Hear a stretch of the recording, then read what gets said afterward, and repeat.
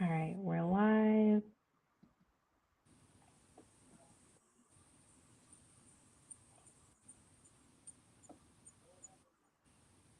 Did it play the video? Oh, we might be on, except I'm frozen. Did it play the video?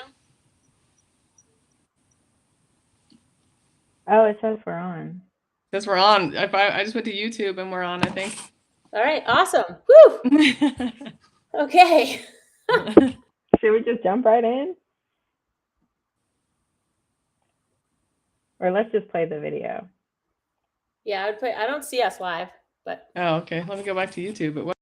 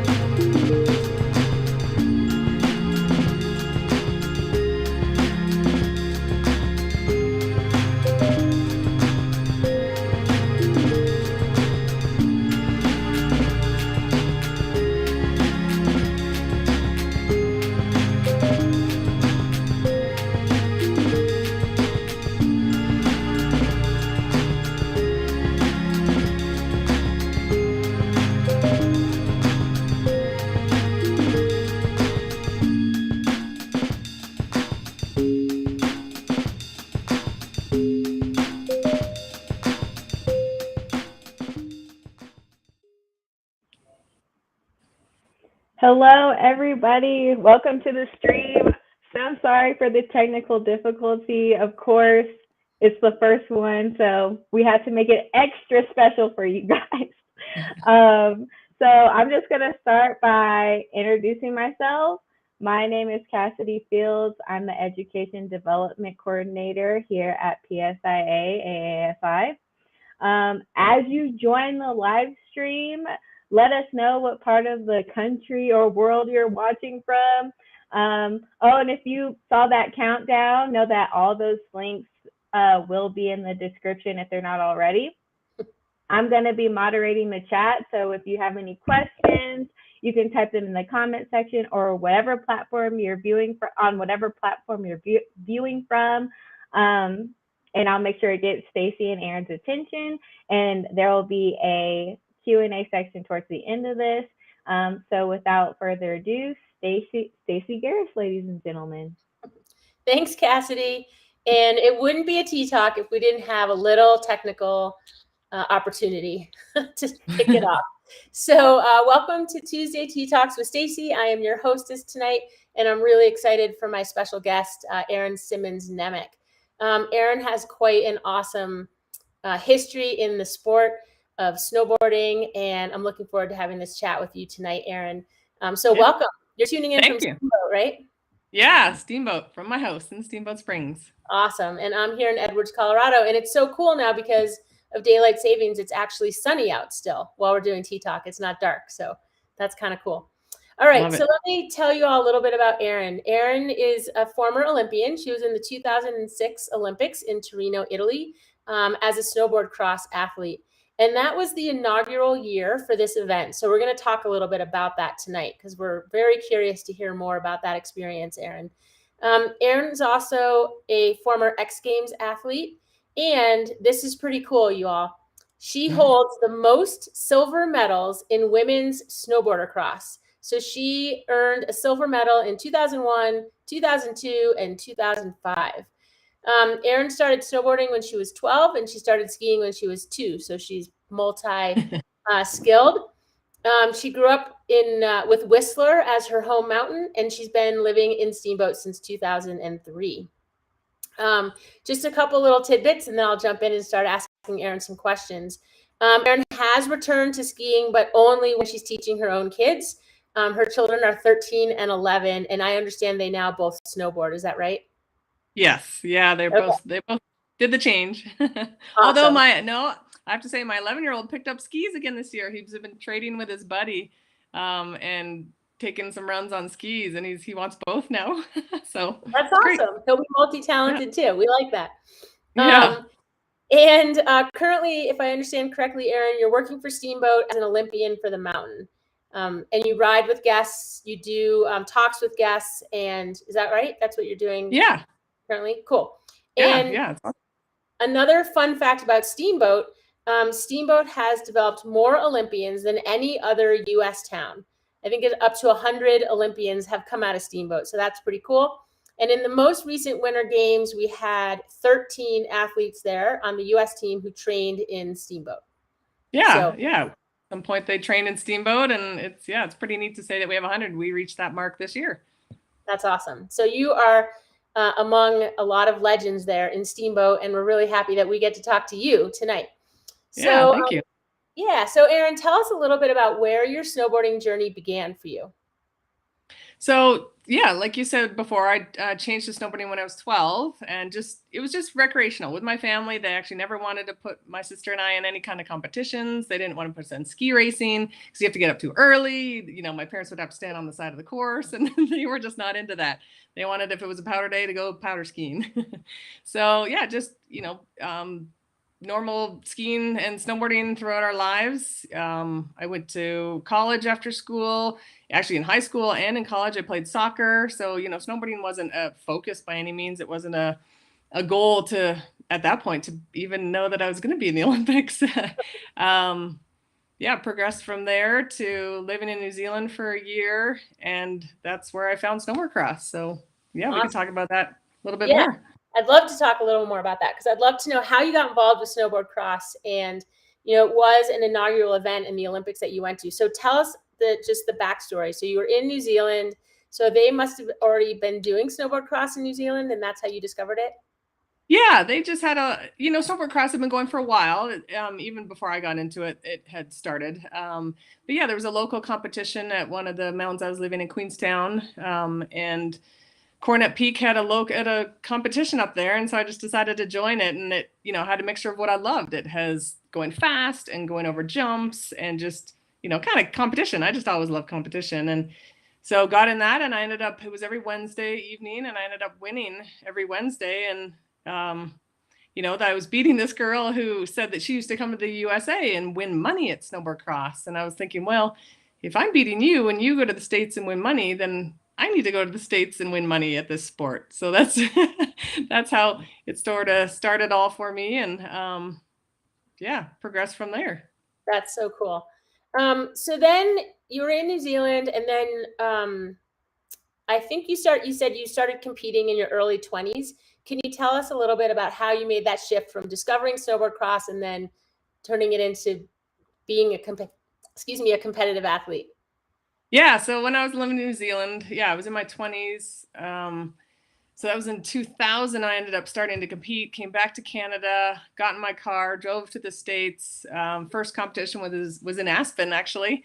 One of the first big events that I did, and ended up getting third and winning money. So the whole thing came together of me, beating the girl in New Zealand. She wins money in the States. I'm going to the States to win money, and that happened. So that was in early 2000s and 2000. And from there, I just kind of followed the tour and decided to, progress with the tour. And at that point, there was International Snowboard Federation. So it wasn't even governed by FIS yet. ISF was the tour that I decided to compete on, which had races that were held from Vans, like the shoes, Swatch border crosses, so Swatch watches in Switzerland. And I kind of followed that tour for the longest time until we found out it was heading to the Olympics, and then things changed. So when you found out it was heading to the Olympics, did your training routine change, or was it accessible to find training? Like, how do you train for snowboard cross? Because there aren't, there's not like a snowboard cross course set up, so how do you train for that? It's funny, I do get that question a lot, because that's so true. There's there's a half pipe. You can go train in a half pipe. There's never really border crosses. And if they do have one for a competition, they cut it down after the competition, because it can be dangerous for the general public to go on. So they definitely don't like to have them.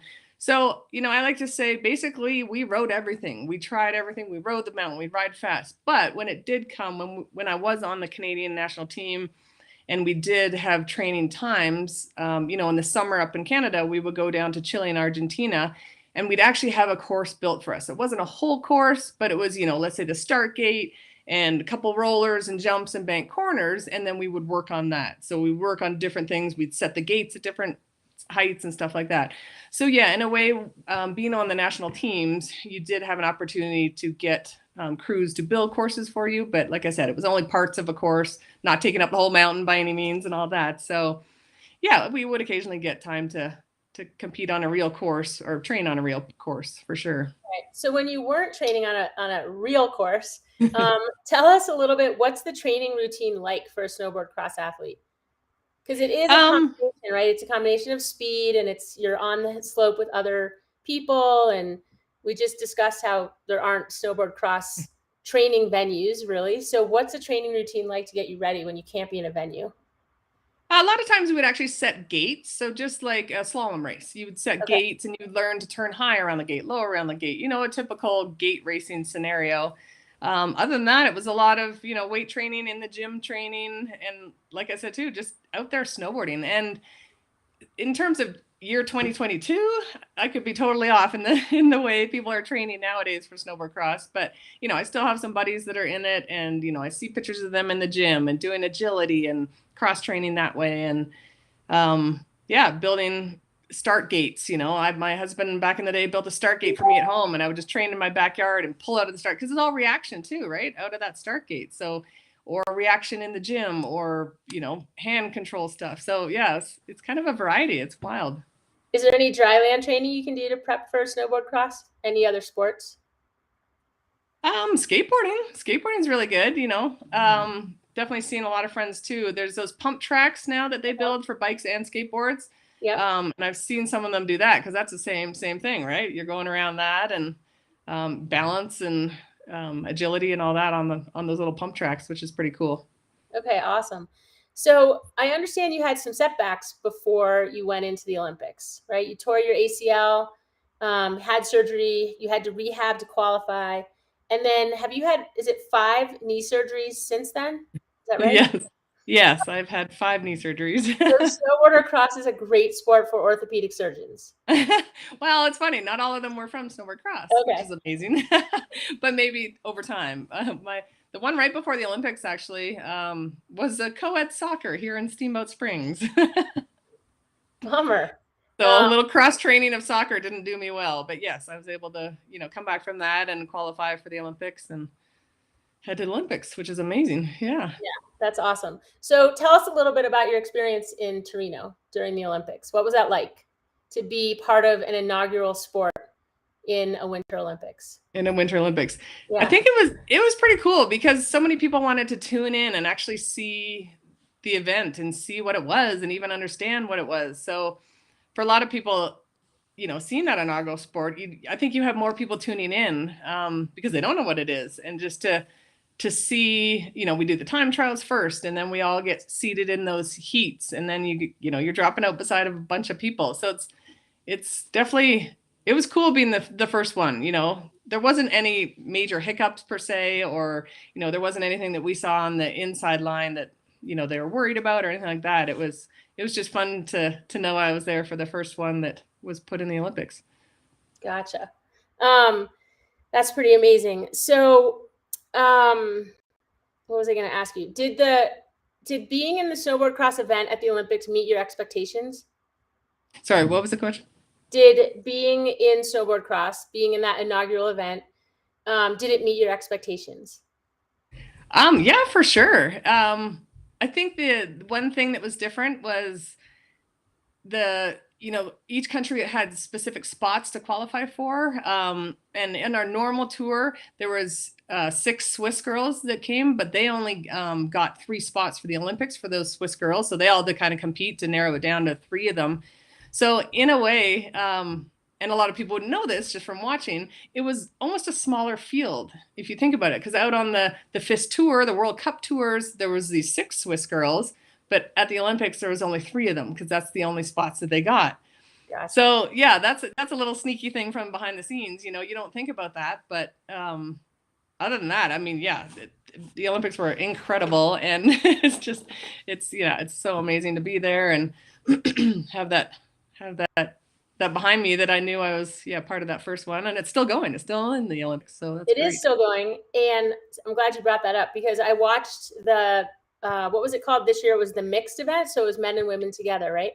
Yeah. That was, I think, one of the most fun events that I watched in the Winter Olympics. And the pair, Lindsay and Nick, who were the gold medalists in this recent Olympics. I understand that. Did you compete with them or train with them? You know them, right? Yeah. Oh, yeah. Lindsay. Sorry, the sun is now coming in. You were talking about sun out. Let's get lower. I got to switch here. Yeah, Lindsay was actually, she was with me the whole time. I competed. She was 10 years younger than me, so I think that's why she's still able to be there. But yeah, and Nick came probably close to the couple of the last years that I was there. Nick came on the scene. But yeah, it was so exciting. I was so happy to see them there and see them do that together. And I do wish I could have done a team event. That looks so fun, just to have a buddy and just, be waiting for them at the bottom and, kind of do it together, because border cross isn't a team event, but now seeing that, it's just exciting. So are you still competing at all now? No. Besides, the little bank slaloms, like we actually have the steamboat slash and burn coming up this weekend. It's a bank slalom here. I just do that for fun, but no big races, no big border cross races. I don't have my knees. I want to be able to snowboard. And are you coaching at all? Not with the Winter Sports Club here. No, okay. I actually coach a workout program, manic training. So I teach that, I keep people fit. And then, like you said before, I work for the mountain and take groups out if they want, but it's not necessarily, it's not lessons. It's just tours around the mountain or lunches or, social stuff. Gotcha. And are those groups all snowboarders, or do you take out mixed groups? I take out mixed groups. So I've had some comments like, you're not an instructor, you have skiers and snowboarders, just from like, people around us. And I just say, oh, well, this is a fun group, You know who I am? Is that what you say to them? No. Don't you know who I think I am? No. You know who I think I am? Don't you know how many silver medals I have? Come on. So you're not a coach, but you were coached quite a bit. And I'm sure we have a lot of instructors and coaches on the call tonight. What are some qualities of a coach that made a difference for you, Erin? For me, definitely it was understanding, I think, was the big thing. My coach, he was from Austria, and working for Canada. He definitely, he had to switch his brain from the guys that are on our team to the girls that were on our team. And that's a huge jump. And I'm more of an emotional person. Another girl teammate on my team is not, so for our coach to be able to see that in her and see that in me, and okay, Erin's, having struggles trying to get over this jump or whatever it might be, and tune his coaching to me, and then turning around to this other girl or to one of the guys who just wants to be like, get out there and go, like, I'm not that. I don't want a big slap on the back and be like, go, that's not me. So I think for me, the coaching was really important for them to be able to, kind of pinpoint each person's personality. And we were with them so much that it was easier for him to know our personalities. But I think if you can hold on to that and you can kind of gain a personality from who you're working with, and tune yours to help them see their potential through that, I think it would be important. Awesome. And along those lines, since snowboarder cross was so new, what kind of experience did your coaches bring to the table? Like, did they have snowboard cross experience, or was it more that they were snowboard coaches? Like, what was the expertise mix there, I guess? I think because it was so long ago, I'm so old. It was probably more snowboarding. And I know my coach, he came from a racing background. So he did, because alpine racing was ahead of snowboarding, alpine snowboard racing. So I think he was more tuned in that way. So he did know, he was great at like going around, the gates, the choice around the gates and stuff like that. And in terms of the jumps, I mean, that's more of a freestyle thing, right? So that was all new to the coach, but new to us. So as long as we were comfortable in the air, and, you're not pulling some grab or anything like that, you're trying to stay low and compact and get over the jump quickly. So, it all related for sure for him. his background in snowboard racing, coaching that, it definitely, it translated easy over to snowboard cross. Okay, cool. And what advice would you have to give to any up and coming snowboard cross athletes? For me, I think, or for them, I should say, just, go for it. I mean, I didn't start till I was 22, into the sport. I think if, you don't have to be 2 years old thinking that you're going to be an Olympian and go to the, I'm going to do border cross and be an Olympian, or I'm going to be a half piper or a ski racer or whatever it might be in your life. Do what you need to do in life and set some goals at some point, and you'll make it. It's pretty cool that at any age, I think we have more potential than we know. That's awesome. That's great advice. I love that. And what was it like for you to transition from Olympic athlete, snowboard cross competitor, silver medalist 3 times to retirement? It was a hard decision, but one that I was ready to have children. So for a female, that's that's kind of a thing, you decide. Right. And it was definitely hard, but I knew the age that I wanted to have kids, and I knew I didn't want to be an old mom, so I wanted to have them at a certain age. And so, yeah, I decided to, get pregnant in 2007, had my first child in 2008. And then a little side to me is I wanted to prove that I could still race. So I did go back to the X Games in 2009 and do one more X Games in 2009 after having a kid and taking him with me and my husband. And, just proving that I could go out there and do it again, even, after not doing many sit-ups for my core after having a kid. So it was, it was different. I was just ready, though. I was ready to be a mom. I was ready to take care of another human and just focus on something different than myself. Awesome. And I'm sure it's got to be really fun now for you to be out with your kids on the snow. Do they have any big aspirations in terms of snowboarding or skiing? Yes, my 11-year-old, he says he'll be a pro snowboarder, but I think it'll be in slope style as far as he likes right now. And the other one actually likes biking. He likes enduro, downhill, bike racing and stuff like that. So that's awesome. Maybe he'll go somewhere with that, or maybe they'll become scientists. I don't know. It's too soon to tell anyway, right? Yeah. They could change 3 times and that's probably okay. I know, we just registered our 13-year-old for high school. I'm like, oh my gosh. Goes by fast. Is there anything about snowboard cross today that excites you? Like any changes to the sport? So throughout my career, and I still see it happening now, is we went from 6 people on the course, which is crazy. You got 6 of you. And then we went down to 4.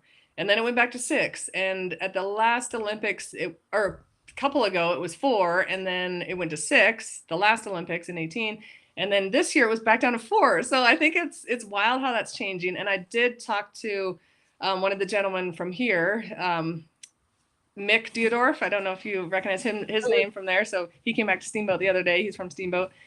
And I said, why is it back down to 4? And he said, unfortunately, at the last Olympics in the 6, a lot of guys got actually career-changing injuries. So, by watching it, I was unaware of how many injuries actually did happen. I'd love to go back and watch it again. So to hear that from him, it was very interesting. So I guess there was a big decision to knock it down to 4 again, so that you don't have as many people on the course, crashing into each other and taking each other out. Right.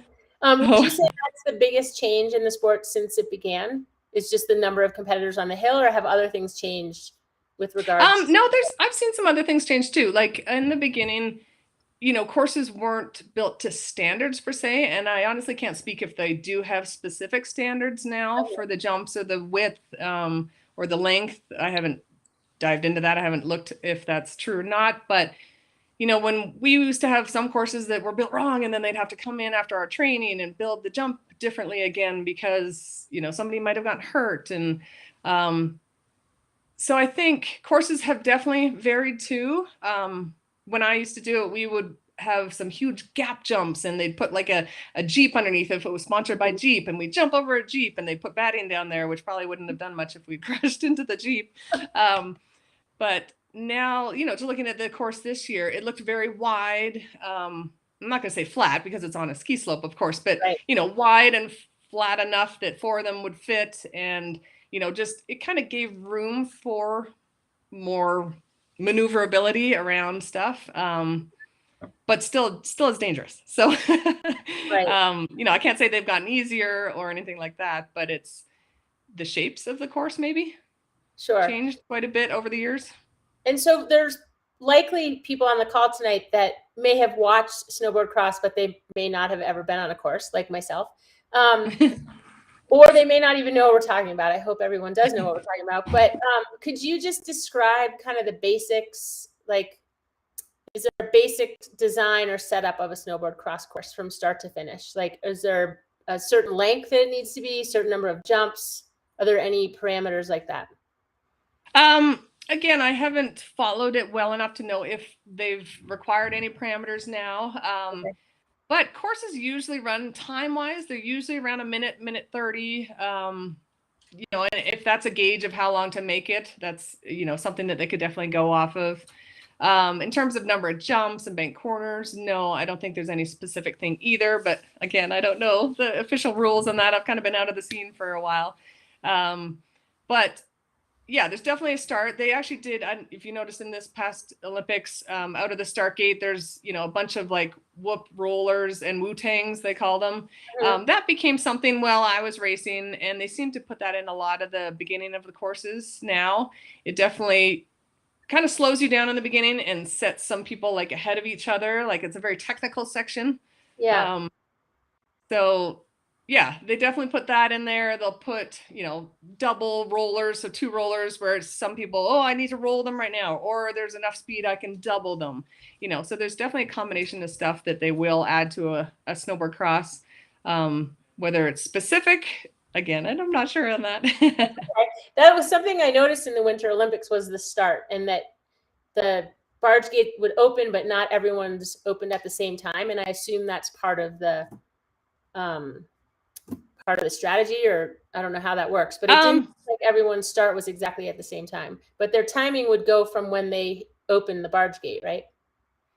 Well, you mean when all 4 of them are in the heat? Yeah. So the gate does drop at the same time for everybody in the regular heat. Now in the team border cross, that mixed event that if you watch that, that's when they'll drop differently. That's in the women. The men, it drops the same because they were the first ones that came out of the gate, but depending on when they cross that line, that's when the women's gate would drop. Okay. So that's maybe what you saw when it dropped differently. If you'd watched, the regular border cross, those gates all just drop at the same time, but they don't tell you, right? So you're in the gate and they're like, riders ready. They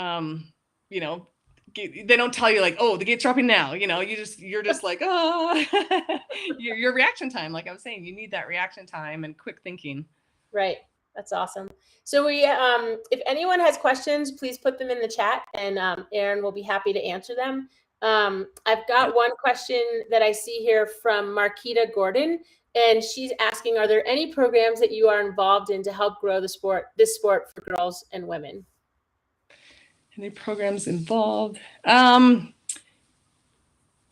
that I'm involved in terms of snowboard cross. I know like our Winter Sports Club, Steamboat Springs Winter Sports Club up here, they have, you can enter border cross. You can not enter, you can train for border cross. You can train for, alpine, half pipe, all that. So unfortunately, no programs that I'm involved in besides, local Winter Sports Club programs in Aspen, I'm sure where you are, that, you can, as you grow older, you can race and be entered into, snowboard crosses, and there's girls categories, which is great. Mm-hmm. Sorry, it's getting really dark. Do you mind if I quickly close this blind? No, go right ahead. I'll be right back in 1 sec. Okay. While we're waiting for Erin to close her blind so she's not blinded by the sun, if you have any questions, put them in the chat. Sorry again for those of you that had trouble logging on in the beginning. This is our first time doing a live stream through PSIA-AASI. And like most things involving technology, we had a little glitch in the beginning, but we're glad that you're all here now. Hopefully you're either watching us on Facebook Live or YouTube. But yeah, this was a trial tonight, and there will be a survey dropped into the chat before we finished up, and we'd love to get your feedback on whether or not you like the live stream or you'd prefer that we stick with Zoom. We're just trying it out to see how it goes tonight. All right, so hey, see, an inaugural sport for me in this. Yeah, right. We decided to do an inaugural live stream with an inaugural Olympic athlete tonight. Yeah. So what was I going to ask you next? All right, so snowboard cross is seems to be growing, and yet snowboarding as a sport seems to be a little on the flat side, at least from the ski and snowboard school perspective. Are you aware of that at all, or do you have any sort of insight as to what's just going on with snowboarding in general in our industry? Yeah, I mean, I can speak for Steamboat. You know, I see it here for sure. You know, I know some of our Olympic athletes for snowboarding have to travel down to Copper or Breck in order to get, you know, the facilities that they need to train in, you know, the proper sized half pipe, the big jumps for the big air, or the slope style. And so I think it's tricky, as you say, like with facilities, you know, there's no border cross. So kids can't just go out and train a border cross. You know, some mountains may have the perfect jumps to advance you in slope style. Some might not. I think families and kids are definitely getting into snowboarding. I think in our age, there's definitely more parents that grew up skiing, but now their kids want to snowboard. And so it's hard for me to hear that you guys don't see that many in snowboarding. And I'm not sure what the numbers are here in Steamboat for that side of things. But I think it goes in waves too. I think skiing is popular, and then snowboarding is popular. And if you guys see that on your end too, I just hope it stays that way. You know, I see if there was a lot of U.S. medals in snowboarding, and so I hope that people see that too and are like, wow, you know, this is great. Like it's out there. It's not leaving. Yeah, I agree. And I don't think it's leaving at all. I think you brought up a really good point. I think it's all about accessibility. And, you know, I work at a large resort, and I know we've gone back and forth about our freestyle terrain and our parks, and should we have a half pipe? Shouldn't we have a half pipe? And it seems to be this constant sort of dichotomy between what the guest wants, the vacation guest, and what sort of the more, I don't want to say local, because it's not all locals, but just the more regulars that are on the mountain on snowboards, what kind of terrain they want accessibility to. So I think it's important to keep the sport alive, that we need to offer that variety of terrain, and both natural features and park features, and half pipes and quarter pipes. So I think a lot of resorts kind of get stuck in the mind frame. Oh, well, we're selling enough tickets as it is, and it's like, well, you don't know what the next generation is going to want. You don't know what the next movement is. You don't know what the next thing is, or what will sell more tickets. So it's good to, like you said, keep keep your minds open, and provide different training, different terrain for all needs. Exactly. If possible. When it's possible, for sure. And I grew up in Vermont, and there's a lot of backyard snowboarding that happens there. And it seems like, you know, that's still happening today, right? Like a lot of people are accessing the snowboard terrain that they want outside of a resort, because they're not finding it in a resort. And I think that's awesome, but it also presents, you know, a little bit of a safety hazard if you're in avalanche terrain. So anyway, whatever we can do to keep the sport going, I think is important. A couple questions coming in. We've got a question here from Brian Smith. And I think if it's the Brian Smith, I think it is. It's weird tonight because we can't see people's faces. But if it's the Brian Smith, I think it is. He's been on every single Tea Talk that I've had. So awesome. Glad to know that he's out there tonight. And his question is, what advances have you seen in technology with boards over the past few years? So when I was racing, you know, we would just take a regular board that was built by a company, you know, didn't have a specific shape for snowboard cross. You know, I rode Burton for a while. I rode Palmer, you know, more the longer. I would take a longer one than I would just free skiing or free snowboarding at my own mountain. Now, if you notice, their boards, they've gone a little bit closer to what race boards used to look like. So race snowboards used to have, you know, the rounded tip, but they were narrow, and then they had a strange angle at the back of them. Well, there's no points allowed in snowboard cross, like no sharp points allowed on snowboard. So both ends still have to be rounded in snowboard cross. So you can't have an alpine race board. But yeah, now these snowboard cross boards have gotten, they're not skinny and narrow, but they're definitely flatter and more race style. It's hard to explain. More towards, the alpine race technology than more just a board you'd buy off a shelf from Burton or Palmer or whoever else. Okay. And then there's another question, which is a follow-up similar question about equipment from Mike Logston. And the question is, are the shapes different as in camber versus rocker camber? And what is your preference? Oh yeah. Snowboards come in all different things now. I love rocker camber. I had this really fun board that I like to call it my dolphin. It would just pop out of the snow and kind of play around and everything and roll from edge to edge. So I'm definitely a fan of the fun, poppy, snappy boards with the odd shapes. It's wild. If you look down the end of the board, you can see how it kind of wiggles. It's wild. That's cool. When you ski, are you skiing on a ski with rocker? Like similar to your board? I don't ski anymore because I taught the boys to ski when they were little. Now they're 11 and 13. And I tore some meniscus when I was teaching them by snow plowing so hard. So I'm very hesitant to get back on the skis. Gotcha. But the shape of skis, they have gone similar to snowboards too. They have that shape, and I assume some camber and rocker too, but I don't know. I don't know enough about skis. That's okay. I was curious. So I'm just checking to see if we have any other questions out there from the audience. Anything you'd like to know? I think there's one from Marshall. Yeah, what do we got here? Marshall from Mid-Atlantic Ski School. I'm a skier. We need more snowboard instructors. I think we are almost a 2-to-1 ratio of ski instructors to snowboard. How can we get more? I'm assuming he means more snowboard instructors.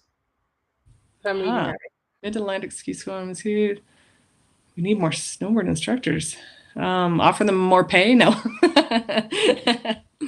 Oh yeah, that's a tricky one. It's an interesting question too, because like here in the Rockies, we actually have more snowboard instructors.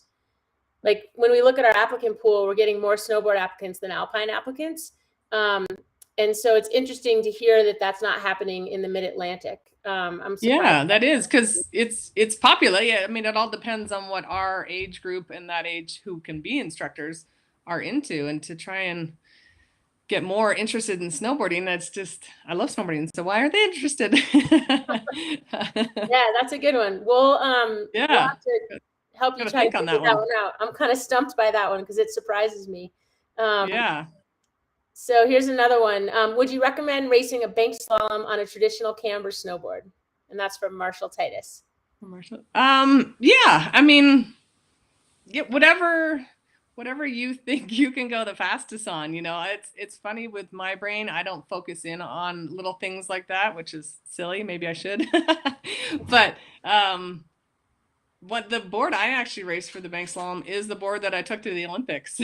So I don't even know if definitely didn't have rocker. So I would say go for the traditional camber for sure. Yeah, it would seem like, I don't know. I've never done snowboard cross, but I would go with traditional camber if I was going to do it. Yeah. It seems like definitely. For the speed that you're trying to capture, I don't know. It seems like you'd want that traditional camber board. Yeah, traditional. You want the board on the ground as much as you can, and as long as you have the right wax and the structure, for sure. Right. Someone else commented that they teach both skiing and snowboarding, and I just wanted to add to that based on our prior question. And I know that the trend is right now that people are booking lessons for their family, and the families are mixed with skiers and snowboarders. So I think anyone out there who's multidisciplined and can ski and snowboard is like truly valuable to any ski and snowboard school or any resort. Sometimes you even make more money that way if you're dual discipline. So yeah, I agree with that. I mean, I've seen some, they don't have a snowboard lesson so that they have a ski lesson, and it's great, like they can teach either side, which is awesome. I think that'd be incredible. It's like being dual language, right? Yeah, so, exactly. Have you ever tried to snow skate? I have. We all have them actually as a family. We love them. Awesome. I actually know how to snow skate. What? That's Yeah, awesome. I can't skateboard to save my life, but I do. I have snow skated. I snowboard, I telly, and I ski. Nice. But I mostly ski. That's where I spend most of my time. But that's cool that you guys snow skate. Yeah. Wow, that was pretty wild to learn how to snow skate. A little humbling. Yeah, very humbling for sure. Do you do any surfing for the summer months or skate with the kids? Yes, I was actually, before I even had kids, I was a skateboarder, not a crazy skateboarder, or not a lot, but yes, I taught myself to skate. I just love skating the bowls, and so that kind of relates to snowboard cross for sure. What was it, a couple years ago, I jumped back on a skateboard thinking that I could just jump right into it, and I broke my wrist. So haven't jumped on a skateboard since that. That was just a couple summers ago. But surfing, I see that's part of the question too. We are actually heading to Costa Rica in April for our kids' spring break and going surfing. So when I have the opportunity, yes, I love surfing, but I don't get it that often. Where are you going in Costa Rica? That's where I learned how to surf. Just above Tamarindo to Playa Grande. Awesome. That's very cool. Yeah. I was right in there too. Nice. Story for another time, maybe not for this tea talk, how I ended up crashing and getting stung by a stingray, but I hope you have a really good time. It was amazing, amazing surf there. So yeah. That's really cool. Yeah. Susan Applegate just made a comment. Since the Olympics started to have mixed teams events, it got me thinking how cool it would be to have mixed snowboarder skier teams or the same racer do both in the same event. What do you think about that? Oh, Susan, that's funny you would say that, because my husband and I have talked about that forever. We have said there should be a mixed skier and snowboarder, because that would be ultimately crazy. It would be awesome. We even thought have, the male snowboarder drop out, and then the male skier, and then the female snowboarder, and then the female skier. And it would just be like a 4-part race, which would just keep your interest for so long. It would be pretty cool. So awesome. I agree with you. I think that would be pretty awesome. That would be really fun to see. Pretty talented athletes for sure. Yeah, definitely. All right, let's see if there's any other questions in here. Just check in. Great engagement so far tonight, you guys. Thanks for all these questions. Yeah, this is awesome. Yeah. Is there anything else that anyone has to ask? Please drop it in. And if not, I'll keep chatting with Erin while we have the time. Yeah. So Erin, tell us your most memorable time on your snowboard. I think the coolest thing about being like an Olympian or a World Cup racer, across the board, skier, snowboarder, whatever you happen to be, is just traveling to the different countries and trying the different resorts. One of my favorites was a resort in Japan. And it's just, the snow wasn't incredible, but just the atmosphere and the scene. And there was a chairlift that was only one person. So you just got on there and you were just by yourself, which was hilarious. It was just awesome at the time. And, the respect that the people had for us and their mountain and just the traditions and the culture were incredible. So I think traveling around the world was the coolest thing for me. I have artwork in our house here from a lot of the places that I traveled. That was kind of one of the little things I would buy, was a little piece of art from, whether it was a little village in Japan or, down in Chile or Argentina. Like, I would try and pick up a small piece of art from that. So good little memory. Awesome. And was it snowboarding that took you down to New Zealand in the first place? I don't think I asked you that before. No, it wasn't actually. My dad is from New Zealand. So my dad's New Zealander, and he married my Canadian mom, and we were born in Canada. My sister and I were born in Canada. And so my dad actually wanted to bring my sister and I down to New Zealand to visit the family, because we had never met our family down there. So that's what took us there and started my whole career. That's wild. And how long were you in New Zealand? Actually just over a year. I found snowboard cross. So I ended up jumping on a plane right after the year 2000 hit and showed up on my parents' front door, and they said, "What are you doing here? You're supposed to still be in New Zealand, living in New Zealand." And I was like, "Guess what? I'm racing border cross." They're like, "What's that?" No. That's awesome. Someone else just dropped a question in from Laura Bourne, and her question is, what age did you start your kids skiing or riding? So skiing, I got them on as soon as I could, and about age 2, they were on there. And we'd bring along the little snowboard, little 80-centimeter snowboard with them and put on their boots. But it was a little trickier too. The balance from, back to front was definitely harder than standing on two skis and, facing forward. So it was definitely a mixture of skiing and looking at the snowboard until 5, and then jumping on the snowboard more interest 4 or 5 years old. But still adding in a bit of skiing and, okay, if you do one run on your snowboard, you can ski for the rest of the day, and then, when we didn't force him to snowboard, my husband's a snowboarder as well. He was actually a coach for Winter Sports Club in Aspen and in Steamboat. But whichever direction the boys wanted to go, we were happy with whatever they would like to do. And because my parents always just, were happy with what I wanted to do and didn't force anything on me either. So that's the parenting rule we've taken. Like, if you want to be a skier, go for it. If you want to be a piano player, go for it. That's awesome. I love that. Another question just came in from Humaira Falkenberg. Hi, Humaira. Erin, please share something about yourself you don't get asked, but would love to share with us. What would that be? I hate cooking dinner. I wish we didn't have to eat lunch, dinner, or breakfast because I hate cooking. But I like to eat, so there's a problem there, I guess. Yeah, a little out of balance there. A little out of balance. If I could just have a chef, that would be amazing, wouldn't it? Yeah, I often ask people this question, so I already know your answer, but the question is, if you could afford to have a private chef or a private masseuse, but you could only have one, what would you choose? I would definitely do a chef. Okay.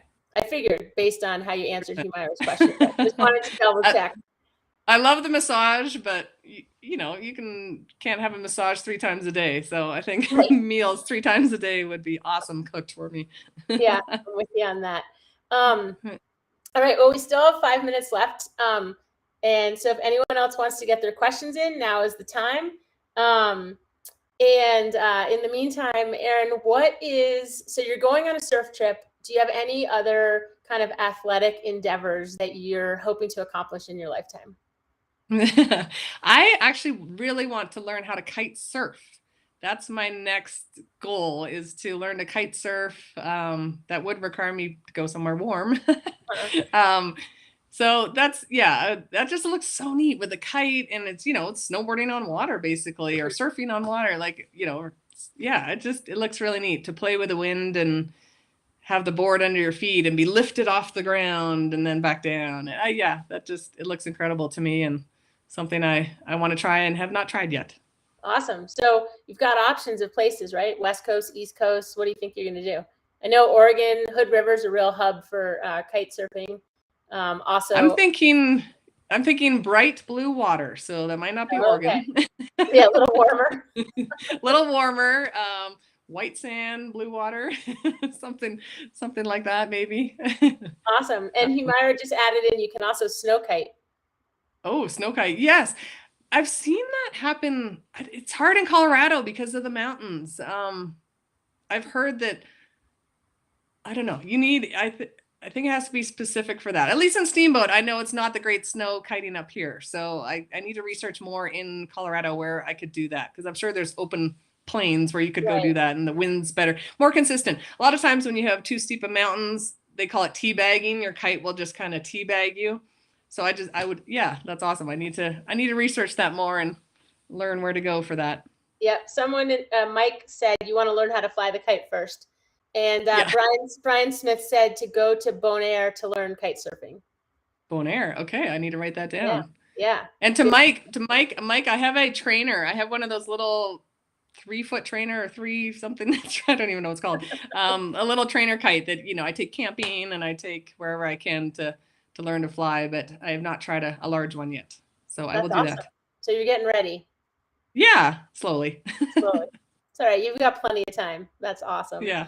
All right. So before we close out the Tea Talk tonight, just a reminder, Cassidy, I believe, has dropped a survey somewhere into the chat. And so make sure that you check out that survey. Please fill it out. This was a trial tonight to try out live stream, and we're really curious to know how you all like it. So please let us know. We're here for you, so we want your feedback on this. And just a little plug for next week. Next week, I'm doing a tea talk with Horst. It's a follow-up to last week's tea talk. And next week is going to be an innovation challenge. So keep an eye out for more information coming on that topic. I'm not seeing any other questions jump in for you, Erin. Oh, wait, there might be one. I think right Marshall. Are you certified with PSIA-AASI? And if not, do you have any interest? I am not certified, and I'm not sure if I do. I don't know about standing around on a hill. I did so much in my 9 years. Stand around. Oh, come on. I guess you don't.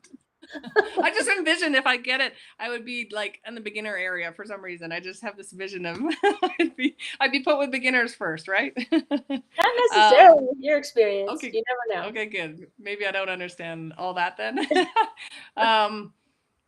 It's not out of the question. I'm focusing on my kids, until they don't want me around anymore. And yeah, 13 and 11, it won't be too many years off, and maybe, getting certified or trained up to that avenue might be kind of neat. Yeah, well, I can speak for Beaver Creek where I work, but we'd love to have you come over and do a snowboard clinic with our staff. So that'd be fun. Will give you a little taste of what it's like to be in our world. Cool. Yeah, so if you're ever up for that, let me know. Yeah. So it looks like a lot of folks are saying thank you in the chat. And Erin, thank you for taking tonight to spend with us. And one last question for you. What do you do with your silver medals? You have 3 of them. I have 3 of them. Yeah. What do you do with them?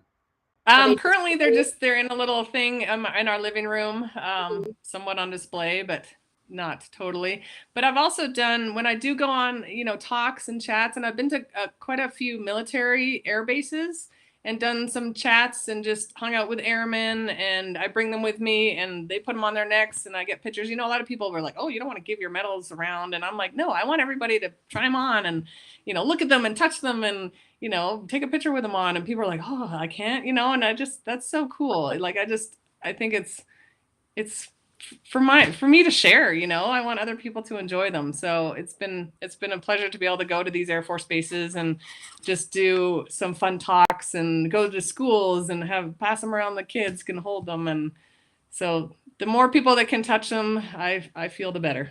That's awesome. And thanks so much for supporting the military. I think that's great. Yeah.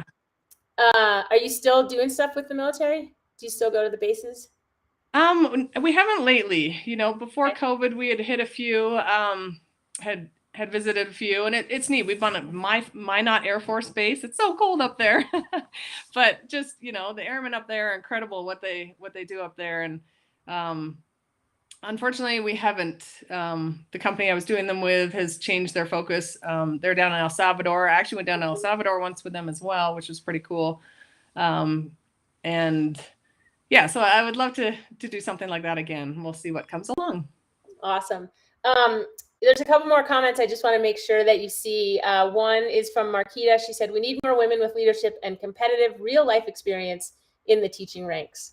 Aww. So a little encouragement for you to join us. And another one, thank you. We all have to start somewhere. Look at some of the other pros that have been certified. Wait until your kids go to college. You would be great.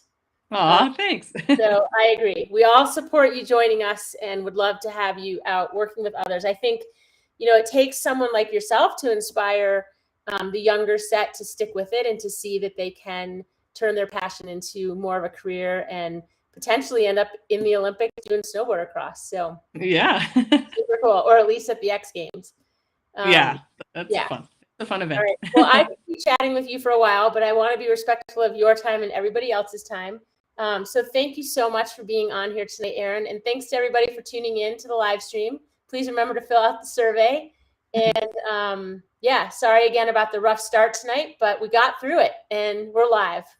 Hey, yeah. I mean, inaugural event. I love it. It's great. Yep. You have one more comment. You're really engaging and you would do well if you taught skiing or snowboarding. I agree. Oh, thanks. You've got a fan club tonight, Erin. Yay. Well, thank you guys so much. That was amazing. This has been really fun. Yeah, it has been fun. We'll have you back another time. Have a great night. Take care, everybody. Bye, everybody.